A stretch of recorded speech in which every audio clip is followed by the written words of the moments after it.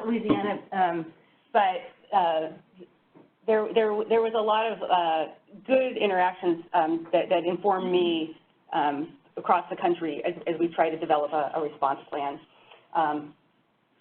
But the other thing that I learned that I thought was important, and this is actually just a model of sediment transport that we didn't have in place before we then had to start accepting these impacts of the paper that came out after that. I learned that basically the consequences that we were really focused on and that we became focused on were those that were assessed in terms of human costs, the dollars and lives. And people, you know, obviously people care about the oiled birds and the oiled porpoises and so on, but really what they cared about were things like property value declines, tourism reductions, job reductions, which were all related to the oiled animals. It's just that the link had to be made as to what was the effect on people. And that really became our focus for the plan in the end, was documenting with social scientists what the effect on people were of these changing ecosystems. So getting back to the Delta, you know, we talk about a lot of flow-related decisions. That's what you see in the paper, and those are pretty much the driving issues in terms of what decisions people need to make. But I wanted to emphasize that there's the way water flows through landscapes has a real functional aspect to it. The way water flows through landscapes affects all the biogeochemistry happening on them, and one of the big ones is water quality. So this is the Delta Stewardship Council landscape design. I took this out of a talk. I think Jessica Law gave this talk at State of the Estuary in the fall, and it's just looking at, again, all of these terrestrial aquatic interface landscapes across the Delta. And the reason I wanted to show this was, you know, we have choices about where to emphasize putting some of these, or encouraging certain conditions and not, and or not, and looking at the implications of all those decisions. And I really like that this fits into the ways that other agencies are moving forward, including the Department of Energy, about how does water interact with landscapes that affects not just flow, but water quality, and also things like the carbon budget of the land that the water is on. So I'm going to talk about water quality in particular, because that's one of the big focuses of my work here in the Delta. I've been doing it because it's a big deal. It affects a lot of decisions. The water quality issues that I think stand out the most, people are really familiar with, are habitat. So things associated with the turbidity of the water, the need to make habitats that create the turbid conditions that endangered species like. Having lower dissolved organic carbon and salinity, for example, in the water, so that we can maintain this freshwater supply for drinking water for near 28 to 30 million people in the state. And then another big one is toxicity. So I'll talk mostly about mercury coming up, because that's where my focus has been. But there's actually a lot of toxicity issues, nutrients being related to harmful algal blooms and so on.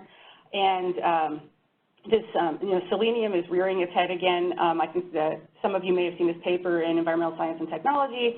And it's again, it's a very, it's an important and very clever use of tracking where that selenium came from, whether it's maternal, whether it's environmental, and basically understanding how the landscape affected where these fish were when they got their dosage, if you will. So, you know, we have a very regulated system in the bay with all of these factors, but these are our water quality here is fragile in these particular scenarios, and there's year-to-year variability. So I think management plays a big role in water quality, and our decisions on landscape management should play a similar role. So basin-scale mercury fishing advisories here are pretty notable. All big water bodies in the U.S. have some sort of a mercury advisory, but we're the only ones with a TMDL. I don't know if anybody knows that, but methylmercury TMDL, not mercury, methylmercury. That's a really hard wall to climb, that one. It's for that reason, there's been a lot of work on that, and I've been focused on this for quite a while. One of the cool things about the delta is the spatial structure of the distributions of methylmercury in water, and this has been often referred to as the delta donut.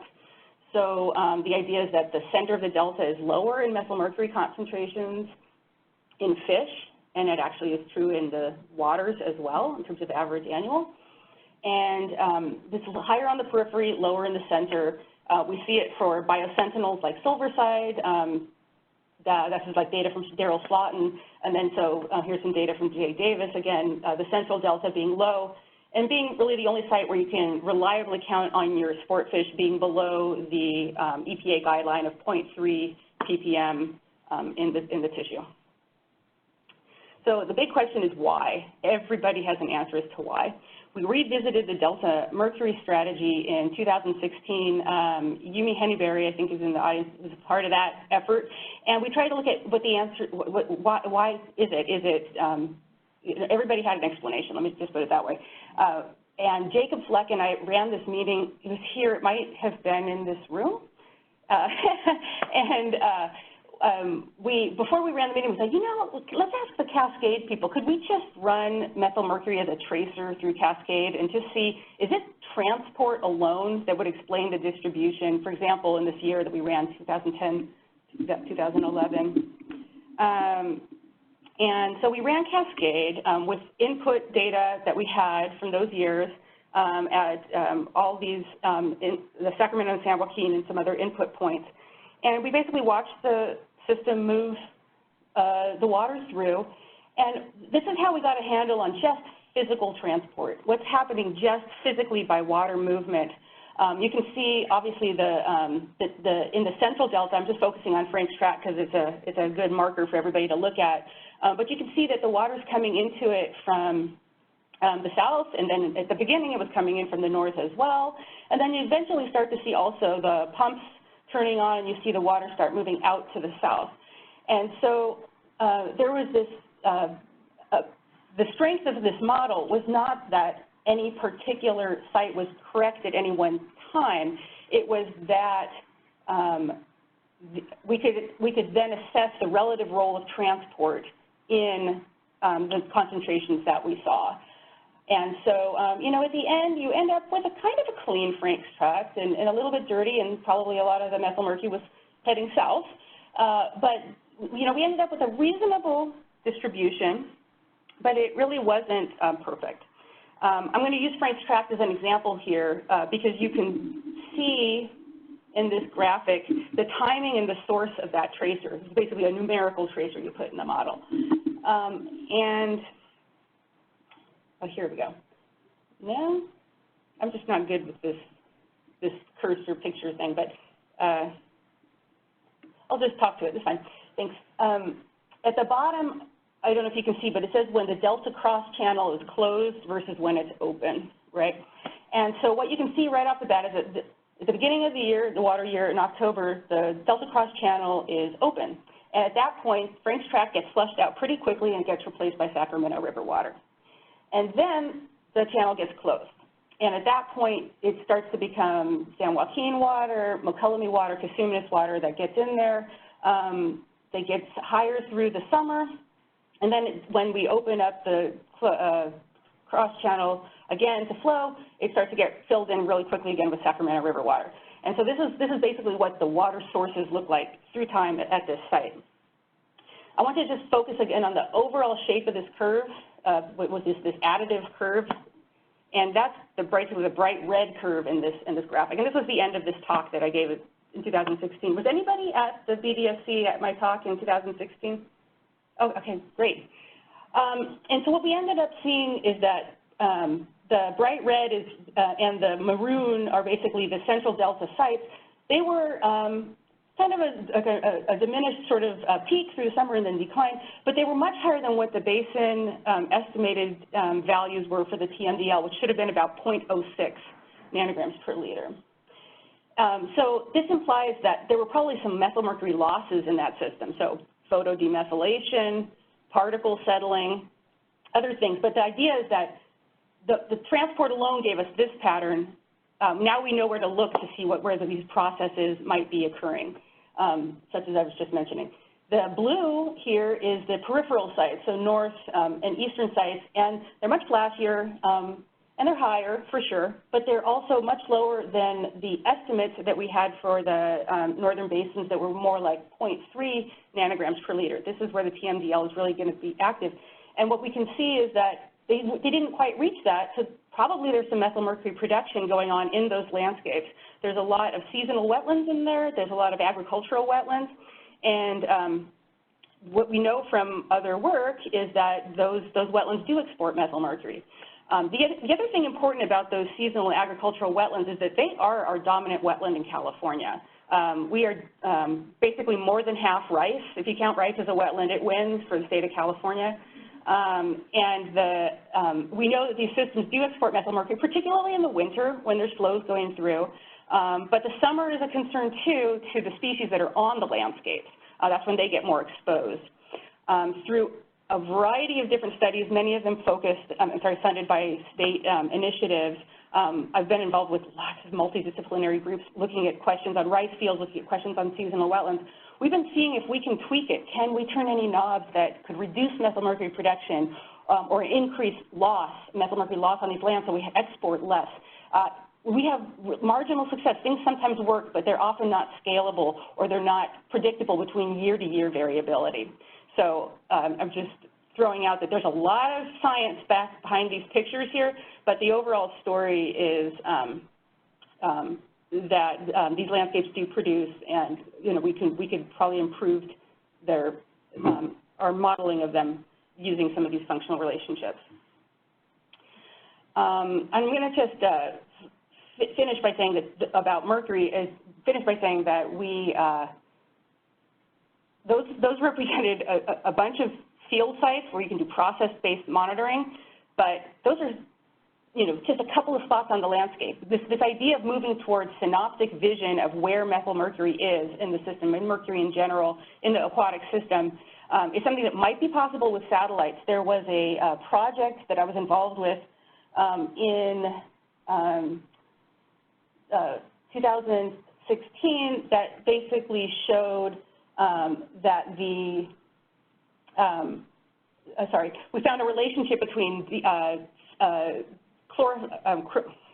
CDOM, chromophoric DOM, so the colored brown stuff in water, something you could see from a satellite. In this case, it's very, very nice ocean color imager that was being tested by JPL. We were able to find a really nice relationship with that, with methylmercury, and therefore we could create maps like this in Sassoon, and you can see that that up near Rush Ranch, up here near the top, there's higher concentrations that implies the marsh as a source of methylmercury to the system. These kinds of maps may be possible. There's really good improvements in ocean color imaging going on. Even the new blue band on Landsat is making it possible for us to ask these questions. Currently with this, we're calling it the Mercury from Space project. The leads on this are Aaron Hester at UC Merced and Mark Marvin Di Pasquale at USGS. And the idea is, again, we're timing some really in-depth field sampling to those overflights of Landsat to see if we can make maps of where methylmercury is in the water, but tying it to optical properties that we actually can see, like brown water and sediment in the water and so on. So that work that was done here, you can see again Sassoon Slough and Montezuma Slough in this picture here on the right.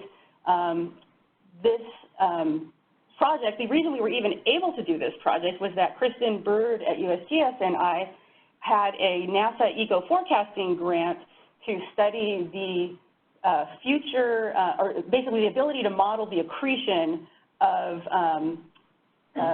Rush Ranch, the Holocene marsh in there, the red one. I'm sorry I can't control the little cursor, but we were going to be studying that, and so we were out there measuring things like suspended sediment concentration in the water to see if we could remotely sense that with Landsat, and then populate these models that needed biomass, suspended sediment concentration, and LIDAR, so the digital elevation model. 3 remote sensing products. Could we use those to run these accretion models?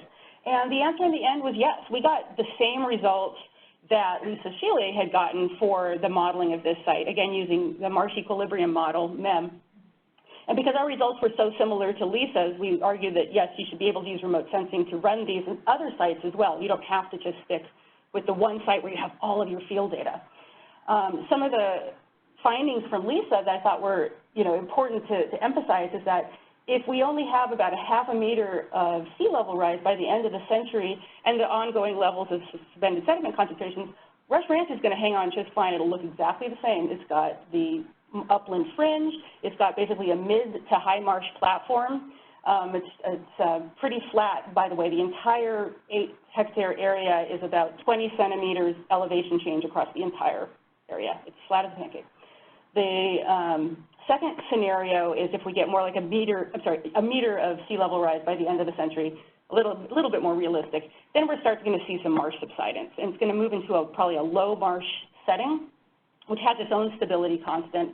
So we can model what we think that's going to happen, but we won't know for sure.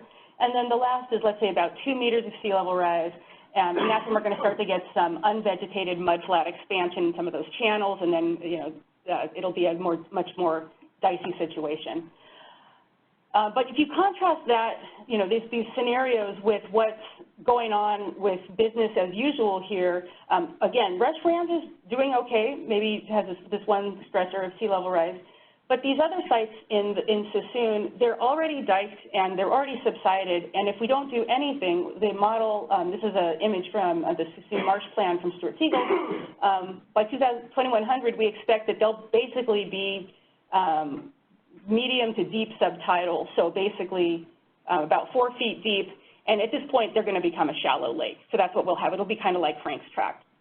And so this really points to the idea of the time is now to get moving while those elevations are still within the range of being retrievable as marsh, if we decide that that is a habitat feature that we want to emphasize. So that whole area is a really large marsh complex. The Delta used to be a huge marsh complex. Some of the best maps that we have are coming out of SFEI, and the fact that they've been able to go back in time and show these, that it used to be all freshwater emergent, mostly in the Delta, and now we're mostly agricultural, shown in the rose color. These have been really helpful, and the soil cores that I've been involved with collecting and analyzing are showing the same thing. We're showing very deep and carbon-rich soils across the entire Delta. This work that I'm talking about with the soil cores was mostly done with Judy Drexler at USGS, and Judy has collected cores all over the Delta with really great stories about the rates of decomposition and what you see in those cores in terms of their accretion histories. But one of the thing I just wanted to emphasize here is that we looked at paleosalinity. We looked at strontium isotopes and uranium just to see, have these central Delta sites ever seen salinity? Is this a part of their experience? And for 2 of them, so Bacon Channel Island and Frank's Wetland, the 2 at the top here, going back, 6,000, 7,000 years, they may have had a couple of maybe a little bit of salinity experience, but they've basically been fresh their whole lives. So the salinization of the Delta, if this comes or how it comes, could actually have pretty big impact on these soils because this is just not their formation history. And I also want to mention that these cores are a tremendous asset if anybody's interested in looking at the data from them, because you can go back in time and see literally it looks like a root of a Shanoplexus or Thule. They're just completely preserved. It's like it's a tremendous resource if you wanted to look at paleo anything, really, those cores. So we're talking about wetlands future, wetlands past. I'm going to talk about present for a while. It is an embarrassment of riches, the amount of data we have on carbon cycling in wetlands in San Francisco Bay. It actually, I should say San Francisco Bay Delta. I don't mean to always say Bay.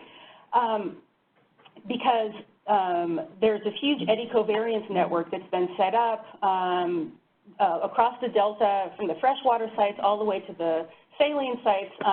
This corner here in Rush Ranch we were just talking about, we know that all of these sites here are very active, highly productive systems. We know from these eddy covariance towers that wetland plants create a lot of biomass, and they suck up a lot of CO2 from the atmosphere. We also know at some of these sites that are drained sites that drained wetlands drained peat soils release a lot of CO2 to the atmosphere. So there's just no question about this, but the data from here is extremely rich to make those arguments and look for sensitivities in that. The other sensitivities of interest to me are the methane, sensitivities to drought conditions or salinity. So this is carbon exchange in the Rush Ranch site, and you can see, for example, in 2014, so one of our really dry years, yes, there's uptake of carbon, so a negative emission, we're taking up carbon, but then it pretty much gets respired by the end of the year. We end up with no real net carbon uptake.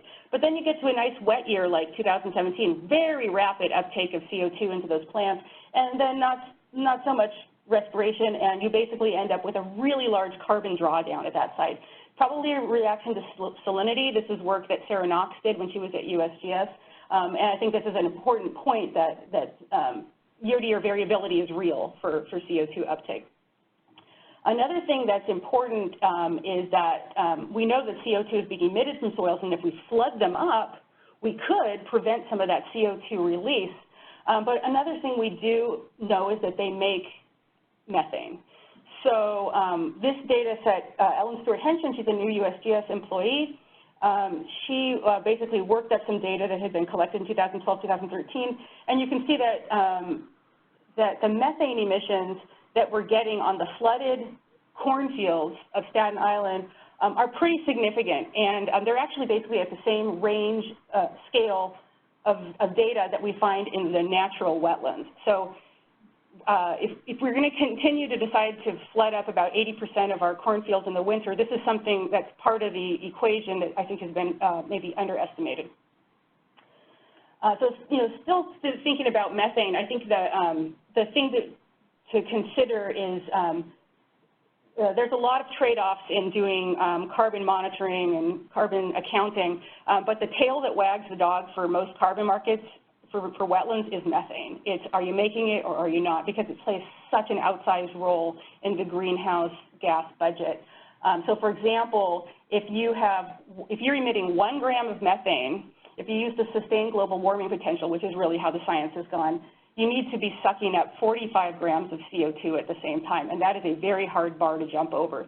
So if you look at all of our data, this is combining the Berkeley data with the USGS data. You can see that some of them do make it to the left of the line where we have net greenhouse gas uptake, but the majority of the sites are actually making more methane than the CO2 that they're taking up. In red is our brackish tidal site, so this is Rush Ranch, and in general, it's staying below the line, and that's because it's not making methane. And I'm going to say the same is true for our Puget Sound site. So we have we have a reference and a restoring site up in Nisqually Wildlife Refuge, and it's the same thing.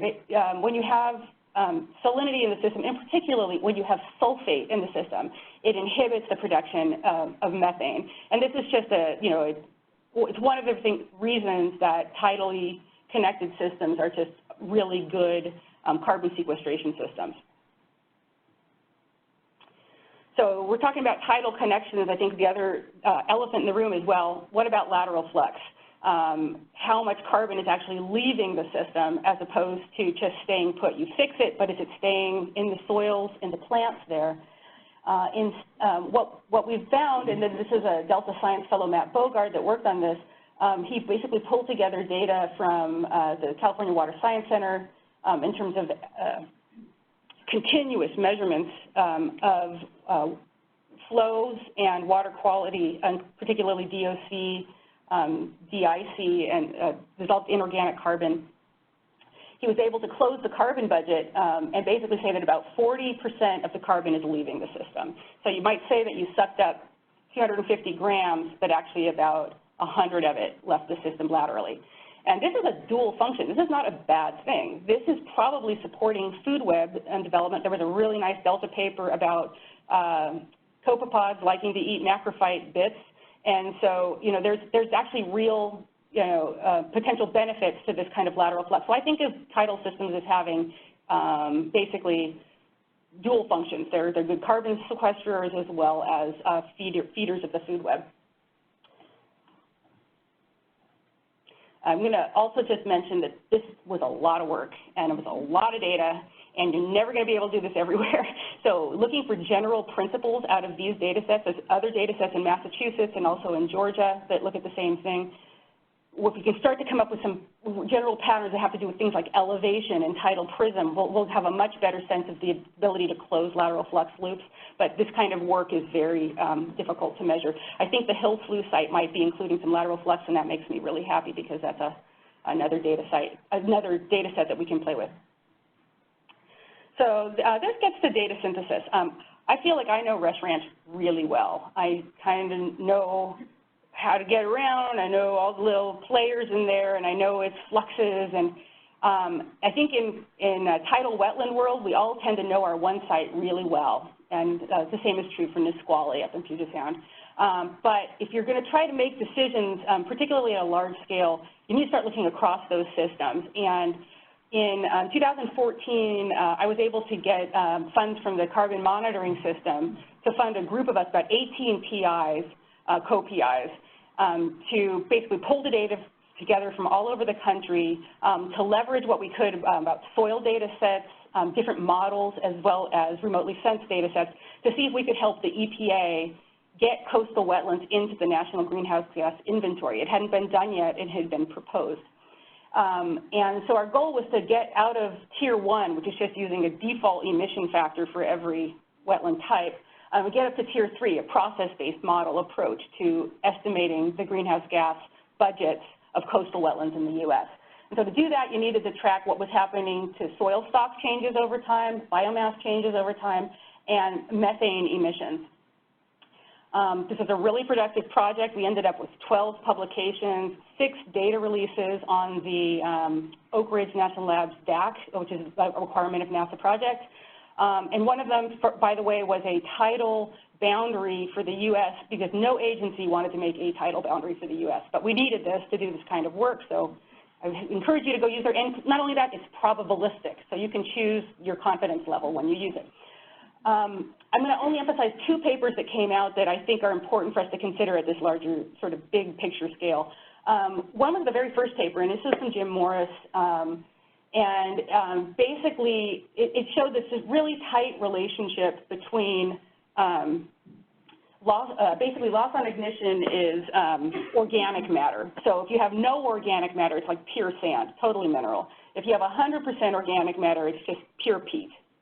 And as you move from a mineral soil to a peat soil, of course, the bulk density goes down. And it goes down really precipitously in the beginning. And then you have basically a shallowing of that curve. Because there was such a tight relationship of these data sets from all over the country, and we now have far more data sets in here, but I'm showing you this one because you can actually pick out, for example, Rush Ranch and the black dot. So you can see these are real sites, real data. When you start to look at them along this curve, you see a very tight clustering around a mean, and the mean's about 0.03 grams of carbon per cubic centimeter.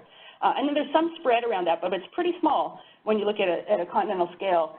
And so what this meant was that it was actually not hard to justify at a national scale an estimate of 27 kilograms of carbon per meter squared, which is about 270 megagrams per hectare in these coastal wetlands, going down for 1 meter.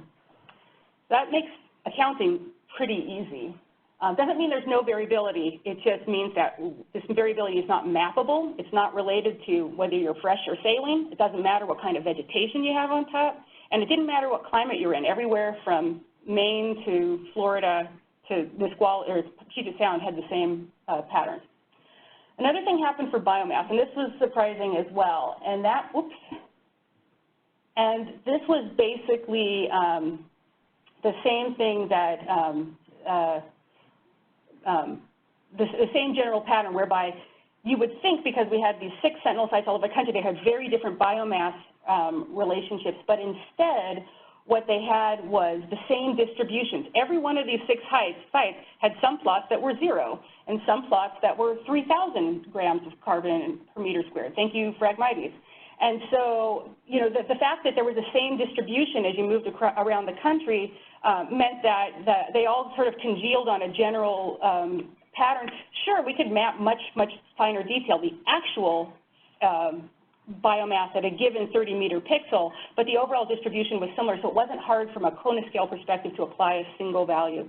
I also want to emphasize that there's way more carbon in the soils than there is in the biomass, and the biomass is turning over every year, which the soils are continuing to grow. So again, sort of stepping out of that box of just looking at our one little site, our single sites, we felt we had some confidence at the national scale for that inventory, and it did get released in 2016, which was great. But we found that there was a lot of uncertainty in other parts, and the uncertainty that in those other parts was dominantly methane. We just really didn't have enough data sets to really narrow that down, and we all didn't have them spatially representative of all those different habitat types to be able to say something with confidence. Another thing that became important was the state of carbon. So let's say a marshy road, does it just, or let's say a marsh in a pixel switches from wetland to open water. Did it drown? Did it erode? Where did that carbon go? That's a big unknown.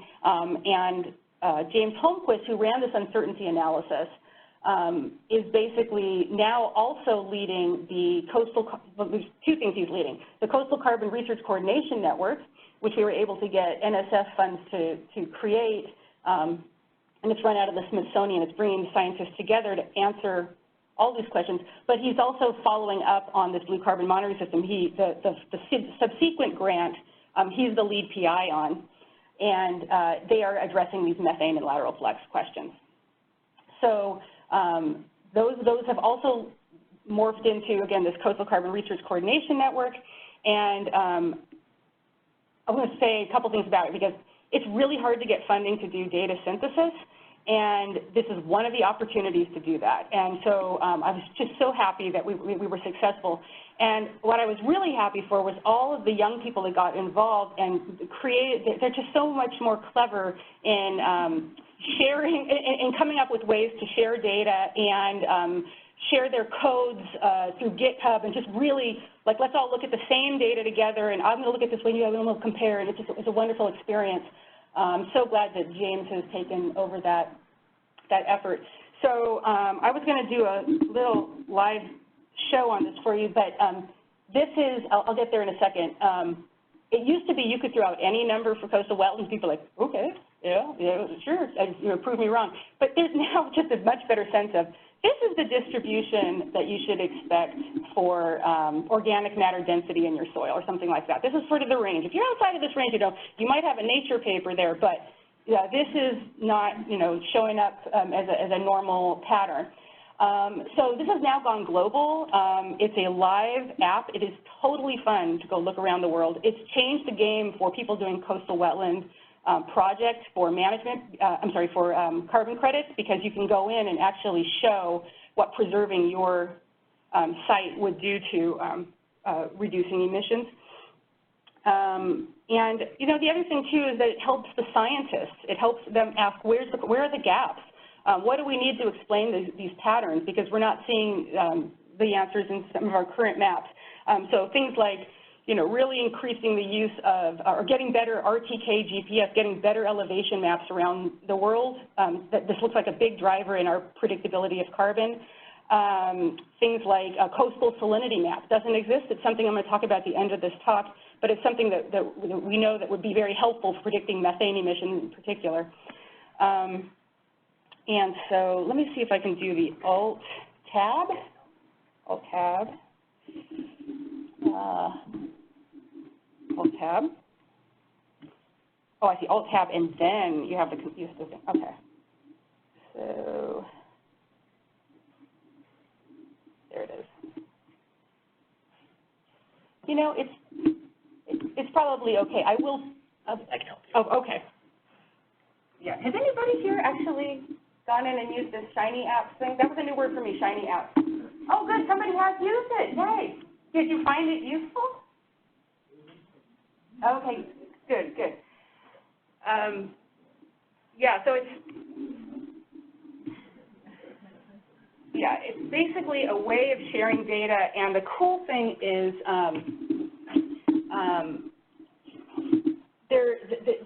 this is just the data repository. The actual research coordination network itself is, there we go. The research coordination network itself is got working groups going to basically look at model uncertainty for things like methane, model uncertainty for things like carbon accretion and erosion. So it's become a really active research group. And there's things that you can identify, like there's your graph. And if you just want to focus on San Francisco Bay, you can say, okay, that's the data for all over the world. Are we different? I don't know. Let's click on the button and see. And you can basically start looking at, there you go. And it'll change your histogram and kind of tell you what your patterns are. And they're actually pretty similar. And then you can go in and you can say, well, where are my sites in here? And you can see you can see a whole lot of John Callaway sites in there. It's basically, very transparent. And the cool thing is that, just to be a science nerd, is that we have the raw data for this. This isn't like publications, you pick out a number of carbon density. This is the guts of it. And so there's a lot of older scientists that are aging out of the community, and they have the raw data that we need to basically to verify that the numbers that they're reporting are useful. And so access to the raw data and the sharing of it is something that's made possible through these big interactive websites. So a program manager can just go in and click on a button, but if you're a science nerd, you can go in and then actually see how did they get that number, and how much confidence do I have in those estimates, and so on. So enough said. Super fun to play around with. Just wanted to plug that project because it is pretty cool. And I'm just, you can see why I would be not good at creating a shiny app, because I am not that savvy here. Thank you. Thank you, Edison. Super. Thanks a lot.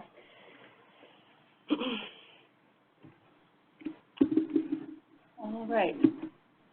So I'm basically going to sort of end this discussion about data synthesis by obviously the old African proverb, you want to go fast, walk fast, you go alone, you want to walk far, you go with others. I'm definitely in the go with others category. I've just learned that that is really where a lot of the fruitful management necessary data are located. You can do short actions, but if you bring others in and let everybody look at the data, you'll see it through different lenses, and you'll learn a lot about your data set that you didn't even know when you went in. I'm involved with a lot of consortium groups. The Powell Center Wetland Methane Group, I don't have any time really to talk about it, but it's a global effort to just take all the eddy covariance flux data from around the world, and we're now trying to wrap in some chamber data, but basically look at methane, and it's changing the game on what we understand about methane globally. I won't go into the details here, but if you're interested in methane, that's a really hot project right now. The ABC primer, this is a blue carbon primer. It's the book that came out of the NASA Blue Carbon Monitoring System project. So it's the state of science, policy, and management for sorry, I'm trying to remember the exact title because I haven't looked at the cover page in so long. But basically it's an edited book. It's got 30 chapters, and it covers everything that you would need to know to understand how to do carbon accounting in this world. Everything from the policies that are available to how do you operationalize to what do we know now versus what did we know then, and so on. There's a whole chapter on the Sacramento Delta by Judy Drexler. It's really excellent. And that was co-edited by me and Steve Crooks and Tiffany Troxler. So again, a major effort, but good at bringing the community together. The Global Carbon Project has gotten interested in aquatic systems. So I am often the aquatic person in the room at these larger meetings. And, there's a lot of room to go there. The Soccer 2 is the second state of the carbon cycle report, came out basically at the same time as the National Climate Assessment. The Soccer is every 10 years. It's mandated by Congress, but the National Climate Assessment is every 4. And so we came out at the same time as last year, or sorry, it was in 2018 in the fall. We came out with that. And the aquatic continuum really stands out in this compilation. And I'm going to point you just to this figure down here to the left, so you can see sort of the guts of why you want to talk to people with lots of different approaches and data sets. The black arrows pointing down are, across the landscapes, the net carbon sink terms. There's only two, the land and coastal waters. And we are included in coastal waters, estuaries, and so on.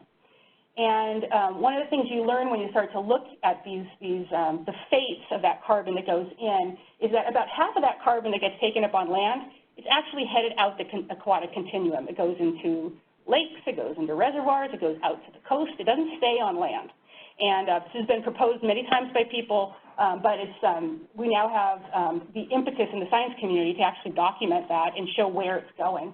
A lot of it that makes it to the ocean then gets buried. And so, you know, one of these questions about what happens in the ocean, how much of that carbon gets buried, is a real open science question right now, but at least we're finally sort of looking at that bigger picture. And let's see. So again, sort of this you know, things that inspire me now, all of these projects and ideas that people are putting out there. I wanted to just call out something I was inspired back in 2008 when I first moved back here. I'm actually from Sunnyvale, but I moved back here from working on the East Coast for about 15 years, and I saw this publication on Visioning Futures, and I just loved it. I loved the idea that all of the ideas were on the table, as I just put them all out there. And let's just review them all so that we can at least all come together that we've looked at all of the choices. So whether we were going to keep the delta fresh, whether it was going to be fluctuating in terms of salinity, whether we're going to reduce exports and potentially have a more saline system. The fact that we looked at all those, I think, brought the community along to then accept some of the future recommendations of the council and other agencies. I was in the Netherlands in the fall, and I have to say it looks so much like the Delta. If you're feeling homesick for the Delta, suggest going there. I learned two words there. So one of them was waterschappen, and that means waterboards, and they have had waterboards since 1200s. It is absolutely, it's like city council. It is one of the major drivers of all decisions in the Netherlands. And the reason is their land is so flat that, like, that's all they've got. So it's completely, the decision-making for water is a huge part of the entire country. The second word I learned was polderen. And it's a verb, and it means consensus-based decision-making. And the reason it's useful to me is that it's basically this idea from the PPIC. And so, you know, all the ideas, everybody who lives on the polder needs to have their idea heard in order for everybody to agree to move forward on a plan. And this is true for extreme events as well as not so extreme events, like just the warping of a river. This is a Twitchell Island image. I thought it was so appropriate. The subsidence, you can see it in the roads. The roads don't look like that in the Netherlands. They're perfect. The reason I think this is important is that you might think it makes you go slow, but it gets everybody on board, and I think it could be made a lot faster if we actually shared data. So I am very much into stakeholder-driven data visualization. Let everybody see the data. Let everybody enjoy the exploration process. And I'm not talking about looking at these Excel tables, because nobody wants to look at the Excel tables. I don't want to look at Excel tables. But this is just an example of a spreadsheet. It's probably made by Tamara Kraus, for all I know. But it has, this is just what it would look like. Like anybody could upload data to Tableau. It's the current system that I'm using to look at data. But you can visualize it and, you know, really bring it to life. So this is just an example of, like, you know, just visually taking a table like that and turning it into a color-coded map. But more importantly, you can start to look at a whole slew of different metrics across the landscape. Alt-Tab. Oh, it's on screen. Thank you, Evan. Okay, so, and then I move my little cursor. Yay, okay, cool. So rather than do this totally live, I have a little bit of some prefab images in here, but the idea is that there's all these data sets that were collected, and this is a prefab data set, but you could do this with anything. You could do this with CEDAN data. You could do this with data coming from a university or a consultant or anybody, and just put it out there to let people poke around and just see, well, where are the hot spots? Are they in the same places? Are they distributed? What's causing them? You can look at, let's see if I can get, there we go. You can look at things side by side, obviously, and you can have different kinds of graphics distributed. So a map next to pie charts of the distributions of the algae in those particular parameters. Let's see.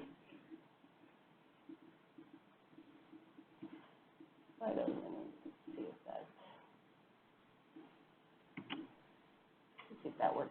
Oh, that's a single image. But then you can look at, of course, change it. Let's look at all the different, so green algae, which should be more abundant in more freshwater sites, and then like the diatoms. I think you all probably know some of these patterns, but the idea that you can just change them on the fly and then do your own map gets us away from this like static map where this is the answer, and gets us to more of a dynamic map where this is just data, and you can explore it however you want. And if somebody has a question in the room or in a working group, and just kind of go look at it themselves. You can also look at the uncertainty in those data. Is that the one I want? Here we go. You can look at the uncertainty in the data as well, because it's got all the raw data behind it. There's no consolidation that's already happened. It's the raw data. So you go look at everything that you want to know. You can do, like, you don't trust a particular number. Oh, it looks too low. Well, let me see what the distribution really looked like around that value. And the reason I'm just pointing this out is that the tools are out there, and the rest of the world is moving forward with these really good ways of sharing data and analyzing it in a stakeholder framework, and that's the way I think all of our science enterprises should be moving in that direction. So I am at USGS, and we are also Science for Decision-Making, Science for a Changing World. So one of the projects that I'm working on now is generating a coastal watershed hazards and ecosystem assessment, and we're starting with salinity. So one of our goals is, thank you so much. One of our goals is, and I don't know how to get rid of that either, so thank you so much. Fantastic. One of our goals is to start working with salinity, just because it's an easy, quote, easy. Lisa Lucas doesn't like me to use the word easy. It's a good tracer that you can consider some more simple metrics of how it's changing, a little bit more conservative than others. But the reason I'm showing it here now is we looked at how do you do this? How do you make a product that people can actually use? And the best thing Robin Stewart, Patrick Barnard, and I did was we organized a meeting in January. It was really Robin's brainchild. And we brought in Nate Wood, a geographer, basically a social scientist. And he basically had, the framework that we needed to think of, that how do you take science and then make it into, take all the knowledge you know at USGS, ask the important science questions that you can ask with that data, and then make it useful to the people at the end. And one of his first things was that there is no public stakeholder. There's 28 different kinds of stakeholders. Everybody wants something different.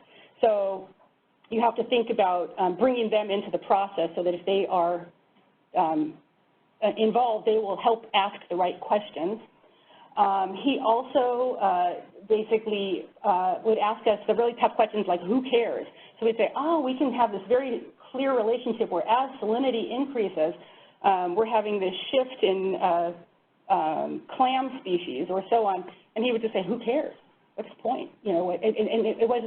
He got it down to the point where we could think about, does that have an implication in terms of dollars and lives? That's pretty much how he works at that scale. And we could take it into, again, social and economic impacts. Then from that, look at what kind of adaptations are on the table, what could we possibly do, and then create data dashboards that were at the scale that would help a decision maker actually look at not just current data, but also make projections out in the future and then also look into the past. And so this portal that we're going to basically propose and push forward at USGS, it basically involves all stakeholders along the way, and it's all disciplines. You have to have the modelers tell you what's even possible to model. Then you had to have the field people, the scientists, the research scientists tell you what the ranges that were important in the relationships that you should expect. Again, the economists and the geographers tell you what are the impacts of that, and then take it all the way through to a portal that would help serve decision making. So I'm going to close by just pointing out that this is an idea that came out of really a intense and, what's the word I want to say, very integrated and interactive workshop that people with very different opinions came to an agreement that we could agree that a data dashboard at certain scales would meet many stakeholders' needs. And this is really something I hope that we do move forward with at USGS in the water mission area.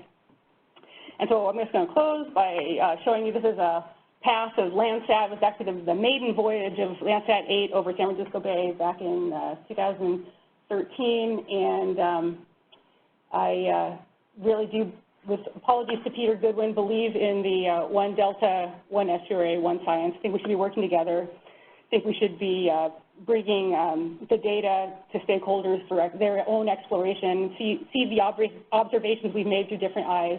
And then also one of those kinds of bringing people together are these brown bags. So thank you again for being here. It's one of the best things that the science program is doing. Thank you.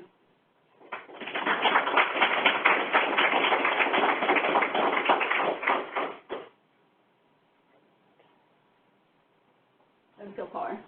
So thank you, Lisamarie. That was a very interesting seminar. So now we have an opportunity to take questions from the audience, and we have microphones. So if you have a question, raise your hand. A microphone will be brought to you, and please introduce yourself to Lisamarie, and then we'll do that for, I don't know, 5 to 10 minutes, and then we'll have an opportunity for folks who are listening online to ask questions. Great, thank you.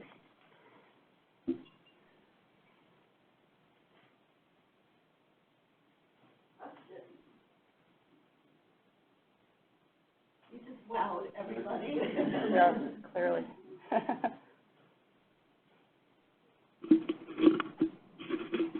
Hi, I'm Louise Conrad from the Stewardship Council Science Program.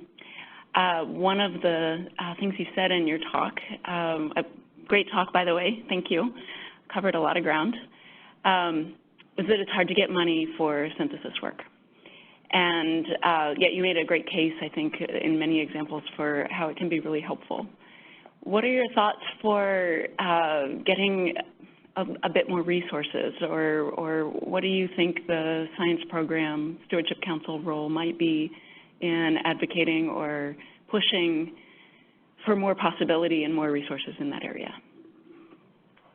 Yeah, I think the funding mechanisms they're out there. I think one of the things that needs to be done is to show the value of synthesis. So that research coordination network had 2 Nature papers within a very short time, and then the global community has started using the data, and you'll see some of that data pop up at international meetings, including like IPCC. So I think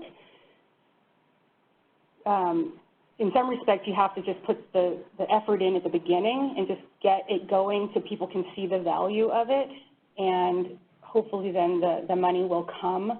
I don't really know what the funding options are in the state of California for data synthesis, but of course NSF is a research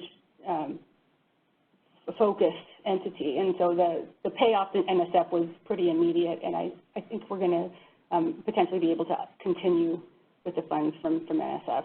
I'm not sure, again, how to do that for the state. I haven't really thought about it. That's a good question, Louise.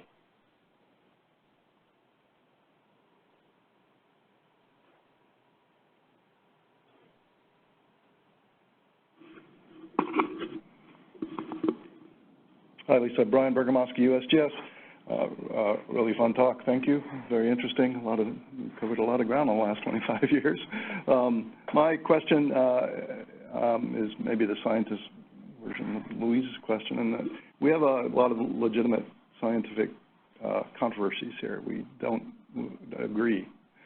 And I guess based on your history working here and elsewhere, what do you think the role of the science program is in handling those controversies and trying to bring them to resolution?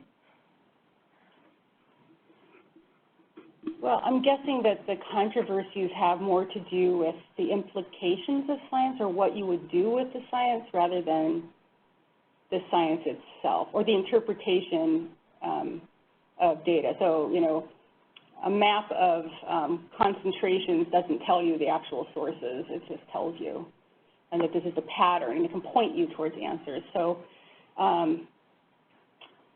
solving controversies, to me, really, again, has to do with everybody looking at the same thing, talking about the same question.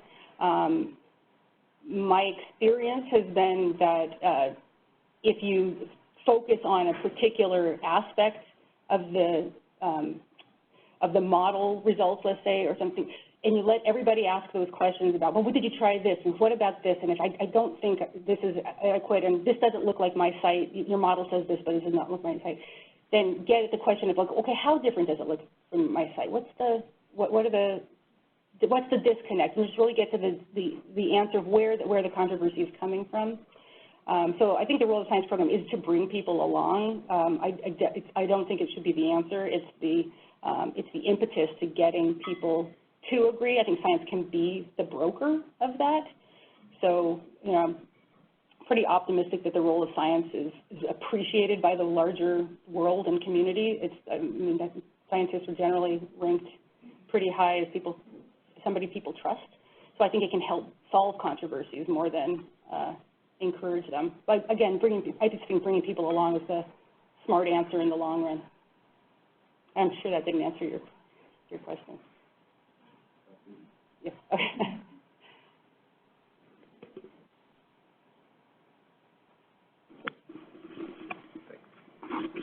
Thank you, Lisamarie. Tracy Collier, we met at breakfast this morning, so I don't have to introduce myself too much. I was interested, and thanks for the talk, and again, the breadth of coverage. The finding that you can sort of generalize for soil carbon globally, and you can generalize for biomass carbon globally was great, and it was great to see that. And so for the big picture, that should be really useful, obviously, for trying to figure out carbon budgets. I'm curious, though, there is a lot of heterogeneity, obviously, as you alluded to. Do you get, or does the group that has put this out, is there a lot of pushback from individuals saying, well, that's a nice generalization for the globe, but we're special. You know, you can't put us in that category. I'm just curious, what's the level of pushback that is there, and does that affect the utility of that sort of generalization? That's a great question, and there is absolutely a healthy pushback on that kind of big global statement. The cool thing about it, though, is it then necessitates getting the data to support your point. So if you think that there's something special, why is that? And explain why that is.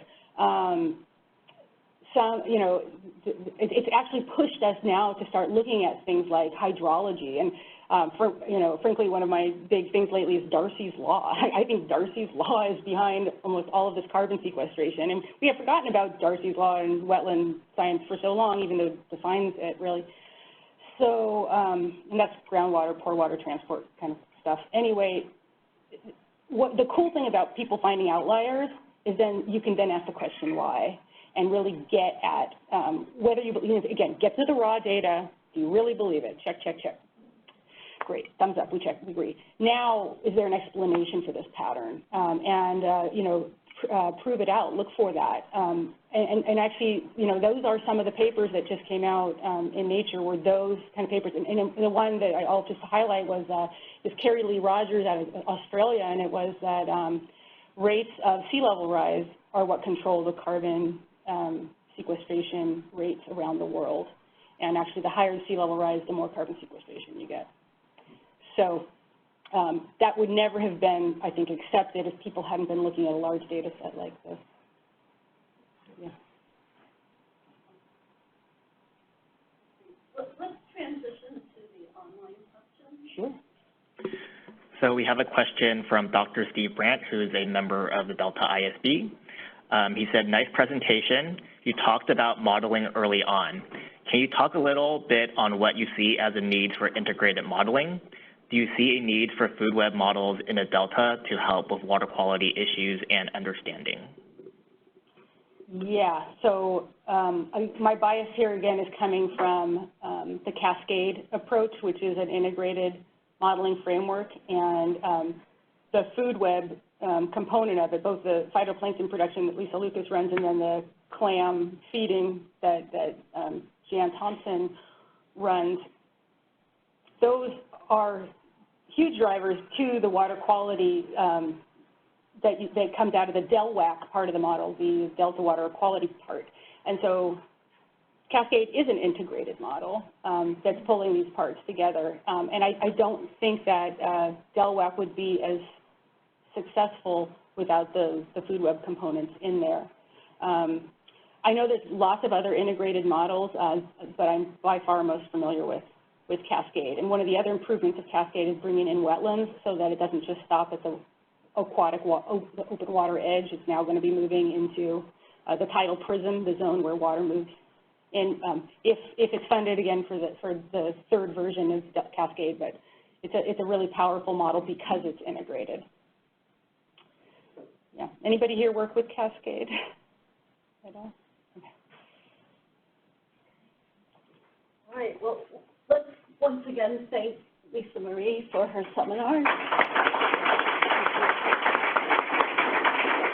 And we will take about a 5-minute break, and then all are welcome to join us for the stakeholder meet and greet. We'll meet in this room, just a casual, informal opportunity to speak with Lisamarie, ask questions, et cetera. So thank you for attending, and those of you who are interested, I encourage you to stay on for the meet and greet.